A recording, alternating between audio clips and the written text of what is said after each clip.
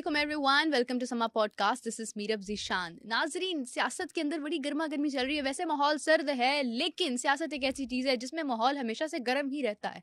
मैं देख रही थी कि अभी एक वीडियो सामने आई है, एक मुबैना वीडियो है जिसमें जमशेद दस्ती जो हैं वो काफ़ी दिल बर्दाश्ता हैं।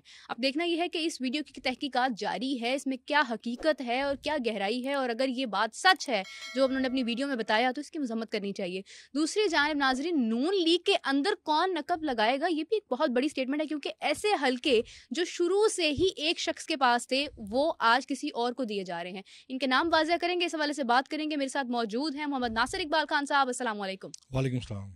सर, सबसे पहले तो आपको नए साल की बहुत बहुत मुबारकबाद। आपको भी बहुत मुबारक हो।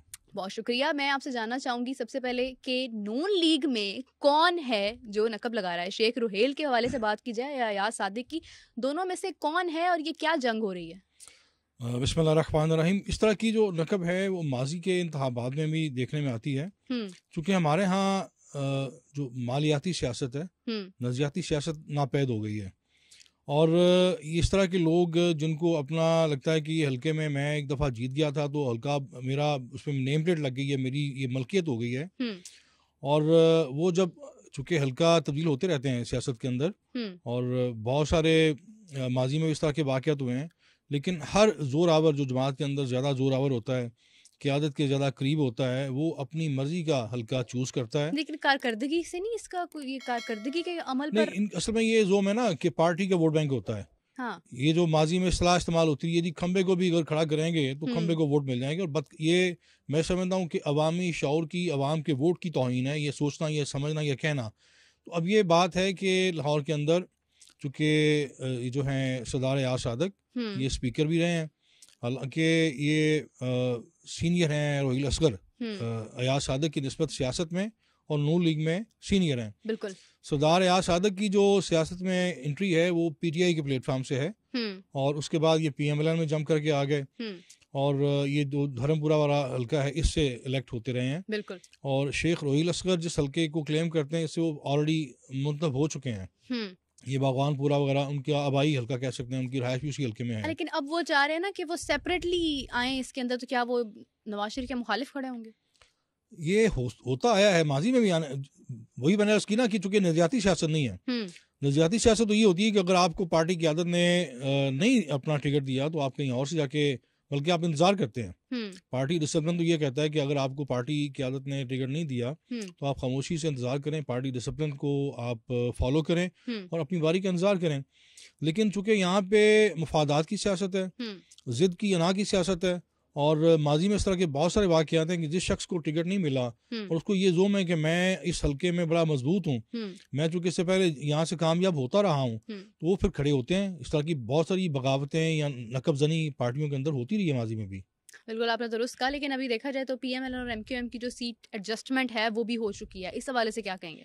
ये कराची की हद तक हुई है, और मुझे नहीं लगता कि इसका कोई सियासी माइलेज मिलेगा पीएमएलएन को, बल्कि जो वाकफान हाल हैं, जो सियासी पंडित हैं, वो मैं समझता हूँ उनका ये कहना है कि इससे जो पीएमएलएन का मौक़िफ़ या जो उसका चेहरा है वो उस पर ज़रूर लगेगी। क्योंकि एमक्यूएम ने जो अपना एक ख़ास बनाया हुआ है स्टांस कराची के अंदर, माजी में पीटीआई ने भी उसके साथ इत्तेहाद किया और उसका उन्होंने खमियाजा भुगता। और एमक्यूएम एक ऐसी जमात है जो हर रूलिंग पार्टी के साथ इत्तेहादी रही है। ये गैर फितरी इत्तेहाद है, इससे कराची की हद तक एमक्यूएम को तो फ़ायदा हो सकता है, नून लीग को बहरहाल इसका फ़ायदा नहीं होगा। सही। नासिर साहब, अभी जैसे जैसे इलेक्शन नज़दीक आ रहे हैं तो एक ऑब्वियस सी बात है कि जलसे भी शुरू हो जाएंगे, और नून लीग के जलसे भी जो है वो सुनने में आ रहा है कि शुरू हो रहे हैं। ये जलसे क्या वाकई में अवाम अपनी ख्वाहिश से जाना चाहेगी या अवाम को कोई लालच दिया जाएगा? ये जलसे कितने बड़े होंगे और क्या आपको इसका फ्यूचर क्या लग रहा है? नहीं, माजी की निस्बत अगर देखा जाए तो ये जलसों का जो ट्रेंड है बहुत तब्दील हुआ है। अब बुफे सिस्टम आ गया है। पहले एक बिरयानी की प्लेट पे लोग जलसे में आते थे, तो अब जो चॉइस है, जो कहना चाहिए कि मेन्यू लिस्ट है वो बहुत ज़्यादा बढ़ गई है। ये रिसेंटली आपने देखा होगा लाहौर के अंदर जलसा वाला खोखर बरादरान ने उसका एहतमाम किया था नवाज शरीफ की वापसी से पहले, तो उसमें पूरा एक बुफे सजाया गया था। तो अब बहुत ज़्यादा लालच दिया जाता है, बहुत ज़्यादा तरगीबात दी जाती हैं कि आप जलसागाह में आएंगे आपको ये इनामात मिलेंगे। अब तो ये सारा कुछ एक राज नहीं रहा, ट्रेंड बन चुका है। अच्छा, कुछ तो पार्टीज ऐसी होती हैं जो वाकई में मतलब एक हॉस्पिटैलिटी रखती हैं, मेहमान नवाजी की मतलब उनको शौक होता है, लेकिन कुछ ऐसी पार्टीज भी होती हैं जिनको यकीन होता है कि अभी हम इतना खिला रहे हैं तो क्या है, बाद में तो हम उनसे ले भी लेंगे। क्या इससे बात से आप इत्तेफाक करते हैं? नहीं, बहुत सारे जो इस तरह के लोग जाते हैं ना, जो शुरका होते हैं, अगर आप ये कहें कि वो सबके मेहमान होते हैं, कि सबके यहाँ दावतें उड़ाते हैं, लेकिन वोट अपनी मर्जी से देते हैं। हाँ, ये से खास फायदा नहीं होगा नून लीग को अगर इस तरह के इज्तिमात में ये लोगों को किसी लालच देकर, किसी बहुत सारे वादे करके, मोटरसाइकिल देने का ऐलान करके, इस तरह की तरगीबात देकर के ये जलसागाह कामयाबी करते हैं। तो मैं समझता हूँ असल फैसला होना है 8 फरवरी को। वो मुझे नहीं लगता कि PMLN ने इस पे ख़ास को काम किया है या ख़ास उनको ऐसी उम्मीदें वाबस्ता हैं। नाज़रीन, कहते हैं ना कि वो जब आप बैठते हैं ना किसी जलसे में जाते हैं तो वहाँ पर आपको कई किस्म के लालच होते हैं और आप कहते हैं कि जलसा तो अटेंड कर ले, लेकिन जब वोट की बारी आती है तो फैसला आपके दिमाग में होता है और आपके जो है ना वो थंब लगाने पर होता है। लेकिन इसी के साथ एक और चीज़ है, अभी मैं देख रही थी कि इलेक्शंस जो हैं वो सर पर हैं और यूरोपीय यूनियन की जानिब से भी ये पैगाम आया है कि वो अपना नुमाइंदा भेजेंगे ताकि वो इलेक्शंस को ऑब्जर्व करवा सकें, उसकी ऑब्जर्वेशन जो है वो कर सकें। तो इस बात में कितनी हकीकत है और इससे क्या फ़ायदा हो सकता है? क्या इलेक्शन वाकई फेयर इलेक्शंस होंगे? माजी में भी जो यूरोपीय यूनियन के वफूद आते रहे हैं और इंतखाबात के बाद इंतखाबात पर सवाल उठते रहे हैं और 35 पंक्चरों की बात भी बड़ी मारूफ है और हर जमात जो शिकस्त खुर्दा होती है वो धांधली के इल्ज़ाम लगाती है। लेकिन बदकिस्मती से ये जो इलेक्शन होने जा रहा है ये अपनी तर्ज का, अपनी नौयत का ऐसा वाहिद इलेक्शन है कि जो इनकाद पजीर होने से पहले मुतनाज़ा हो गया है। और हमने बहुत सारे वाक़यात देखे हैं जो माजी में ऐसा तस्वर भी नहीं था कि आप जबरन लोगों को नॉमिनेशन पेपर्स फाइल ना करने दें, आप लोगों को हरासा करें, उनको उनके चादर चारवारी का तकद्दस पमाल करें और पेपर छीन लें, वहाँ से भाग जाएं, या आप उनके जो तजवीज़ कुनिंदा या तायद कुनिंदा है उनको उठा लें। तो बारकैफ ये एक बहुत बड़ा मौमा है कि ये असल कौन है सारे मामले के पीछे, क्या सोच कार फरमा है, क्या प्लानिंग है, मनसूबा बंदी है, क्या नताइज सोच के रखे गए हैं। लेकिन असल बात यह है कि आप एक ख़ास हद तक रिगिंग कर सकते हैं, एक ख़ास हद तक आप अपनी कैलकुलेशन के मुताबिक मामला को आगे लेके जा सकते हैं। लेकिन जो एक जम्मे गफ़ीर या कह लें जम्मे गफ़ी का क्या मतलब है, इसको इज्तिमाई जो अक्सरियत का फैसला होता है, जो वोट से फैसला होता है इलेक्शन डे पर, वो आपके मंसूबों को खाक पे मिला सकता है। क्योंकि मैं जो देख रहा हूँ एक आम आदमी के अंदर जो रिएक्शन है, जो उसके अंदर एक जिद और जुनून की कैफियत है, ऐसी कैफियत माज़ी में नहीं थी। अब लोगों ने इलेक्शन को, सियासत को अपनी जिद और जुनून बना लिया है। वो जिस भी पार्टी के साथ हैं बड़े वाजे हैं। पहले आप जाते थे एज ए कैंडिडेट तो लोग आपको तिफल तसली देते थे, हर आने वाले उम्मीदवार को यही लॉलीपॉप देते थे कि बिल्कुल हम आपके साथ हैं, हम आपको वोट देंगे। पहले बात होती थी नाली की, सोलंग की, सीवरेज की, अपने गली मोहल्ले के मसाइल की। अच्छा, परसुएशन भी होती थी जी, कि लोगों को पता होता था हम यहाँ जाएंगे, हम उनसे रिक्वेस्ट करेंगे तो हम उनका माइंड चेंज कर सकते हैं। लेकिन आज का वोटर तोड़ना बहुत बड़ी बात है। वही ना, आप आज लोग अपने इनफरादी मसाइल से बहुत ऊपर चले गए हैं और जितना सोशल मीडिया ने, आपके अपने चैनल ने और हमारे मीडिया ने लोगों को इतना ज़्यादा बाखबर कर दिया है, इतना ज़्यादा वो शौर भी दे दिया है और वो अब अच्छे बुरे की तमीज़ कर सकते हैं। अब कोई चीज़ हिडन नहीं रह सकती कि आप अगर फ़र्ज़ करें क्राइसिस में जाके बैठ जाएं लंदन और जब हुकूमत करने की बारी आए तो आप पाकिस्तान आ जाएं, तो लोग अब इस बात को मतलब डाइजेस्ट नहीं करते। लोग इस बात पे बात करते हैं और इस चीज़ को बहुत बड़ा एक अपने लिए सेटबैक समझते हैं कि हम ऐसे लोगों को मैंडेट क्यों दें। लेकिन अफसोस की बात यह है कि इसमें से कुछ लोग ऐसे भी हैं जो इस बात की खिलाफ वर्जी करते हैं कि आप क्राइसिस के मौके पर आप लंदन जाके बैठ जाएं, लेकिन वो लोग जिसको सपोर्ट कर रहे हैं दरअसल वो भी उनके लिए अच्छे नहीं हैं। उन्होंने भी मुल्क में ऐसी ऐसी कुछ इंतशार फैलाए हैं, ऐसी चीज़ें की हैं जो बिल्कुल नामुनासिब हैं। जी ऐसे ही है, मैं आपसे इत्तेफाक करता हूँ। और असल बात यह है कि मैं जो अखबारात में ऐसे सियासी जो अनासर हैं या सियासी किरदार हैं उनके बयानात पढ़ता हूँ, तो मुझे बड़ा अफसोस होता है कि हमने अपनी माजी की गलतियों से, नाकामियों से कुछ नहीं सीखा। नहीं। आज भी हम मुंतकिम मिजाज हैं, आज भी हम इंतकामी सियासत की बात करते हैं, हालांकि हमारी रियासत जिस क्राइसिस का शिकार है कई दहाइयों से, हमें सियासी इस्लाहात की, इंतज़ामी इस्लाहात की ज़रूरत है, ना कि इंतकामी सियासत की। इंतकामी सियासत ये इस रियासत को बिल्कुल रास नहीं आई, ना माजी में ना आइंदा रास आएगी। यही जो चलन है, ये माजी में जो तलखियाँ थी, माजी में जो नफरत की सियासत थी, इसी का शाखसाना थी।